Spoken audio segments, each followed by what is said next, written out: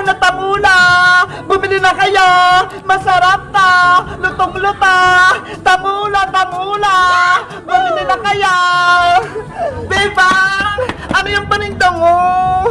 Iska! Nag-ihaw ako ng tangulo! Gusto mong bumili? Inihaw na tangulo? Magkano naman isa? Mura lang to, Iska! 5 pesos isang stick! Ang mura nga! Gusto ko yung matikman! Pabili akong 2, Bebang! Ano bibili mo rito? Itong grapes? Itong strawberry? O itong mata-mata? Ayan o! Yung mata! Gusto ko yan! Okay! Wait lang!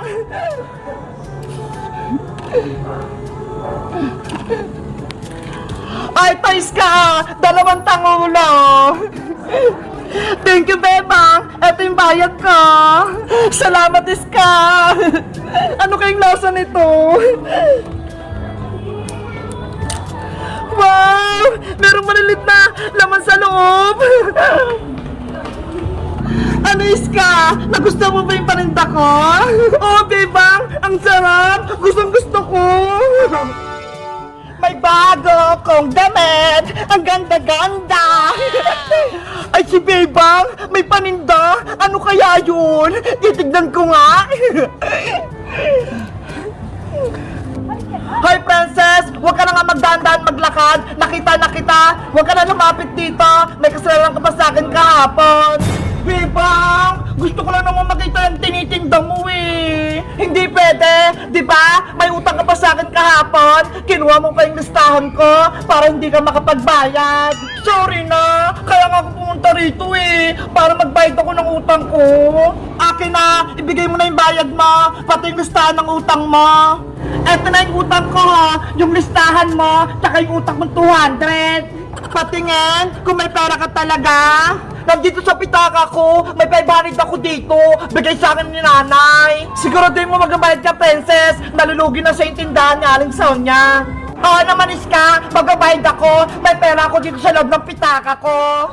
Mabuti naman tong ganun, Princess. Bebang, pabili din ako ng inihaw mong tangulo. Gusto ko din yan. Ilan yung bibili mong inihaw na tangulo, Princess? Dahil marami akong pera, bibili ako ng 10 piraso. Ang dami naman. Baka hindi mo na naman yung bayaran. Wala ka bang tiwala sa akin, Bebang? May pera nga ako dito sa pitaka ko eh. Sige na nga. Wait lang. Lulutuin ko lang. Gusto ko yung grapes, pati yung strawberry. Okay. Excited ako kumain ng hinihaw na tangulo. Eto na, Princess. Luto na.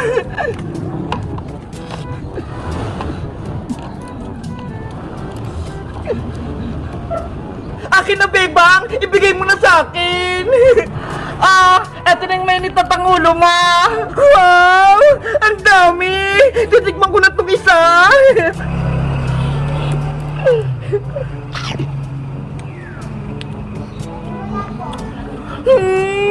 Ang sarap! Ano? Masarap ba? Sobrang sarap! Ang tamis ng paninda mo, Bebang!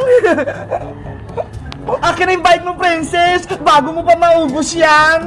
Okay! Eto na bayad ko! Charan! Oh! Ano pa kinantay mo, Bebang? Kunin mo na to! Diba? Sabi ko naman sa'yo, magbabayad ako! Ano tong binigay mo sa akin, Princess? 500 pesos! Ayan yung bayad ko! Naku, Bebang! Binudol ka na naman ng Princess! Hoy, Princess! Magbayad ka nga ng tunay na pera! Ayoko to! Papel lang!